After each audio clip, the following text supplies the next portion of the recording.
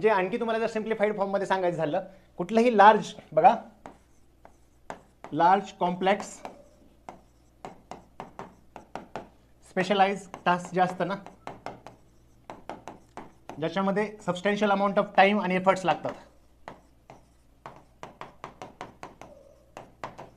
बघा लार्ज म्हणजे विशाल, अवाढव्य, विशाल काय असं कुठलंही काम असेल, किंवा कॉम्प्लेक्स म्हणजे जटिल असेल वगैरे, किंवा ज्याच्यामध्ये स्पेशलायझेशन लागतात. हे कसं आहे बघा, आपण प्रिपरेशन करतो, तुम्हाला सांगितलं वॉस्ट सिलेबस आहे, त्याच्यासोबतच कॉम्प्लेक्स आणि स्पेशलाइज याच्यामुळे आहे की कॉम्पिटिशन आहे, फिअर्स कॉम्पिटिशन आहे, लिमिटेड सीट्स आहेत, आणि ही मेकॅनिकल प्रोसेस आहे बघा. म्हणजे this process doesn't care about your excuses, म्हणजे तुम्हाला काय अडचण आली होती वगैरे, एक मेकॅनिकल प्रोसेस आहे, त्यांना सिलेक्टिव्ह नंबर सिलेक्ट करायचे, पुढच्या स्टेजला पाठवायचे, त्याच्या पुढच्या स्टेजला पाठवायचे. त्यामुळे तुम्ही एक्सक्यूजेस देणार आहात की तुम्ही जे कमिटमेंट करता ती फॉलो करणार आहात, हे तेवढंच महत्त्वाचं असतं त्याच्यामध्ये.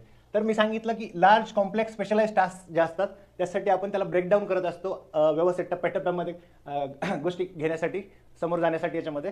तर हे अशा टास्कसाठी स्ट्रॅटेजी बनवत असतो. आणि सबस्टॅन्शियल अमाऊंट ऑफ टाइम आणि एफर्ट्स आपण याच्यामध्ये होतो बघा, स्पेशली आपल्या प्रोडक्टिव्ह इयर्समधलं.